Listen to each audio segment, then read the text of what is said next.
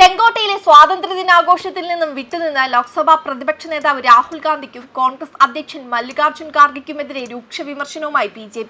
AICC ആസ്ഥാനത്ത് നടന്ന സ്വാതന്ത്ര്യദിനാഘോഷത്തിൽ മല്ലികാർജ്ജുൻ ഖാർഗെ ദേശീയ പതാക ഉയർത്തി. ഇതൊരു ദേശീയ ആഘോഷമായിരുന്നുവെന്നും പക്ഷേ പാകിസ്ഥാനെ സ്നേഹിക്കുന്ന രാഹുൽ പങ്കെടുക്കാത്തത് ദുഃഖകരമാണെന്നും ബി വക്താവ് ഷഹ്സാദ് പൂനവാല വിമർശിച്ചു. രാജ്യസ്നേഹത്തെക്കുറിച്ച് വാതോരാതെ സംസാരിക്കുന്ന രാഹുൽ ഗാന്ധി ചെയ്യുന്നതൊക്കെ നേരെ വിപരീതമാണ്.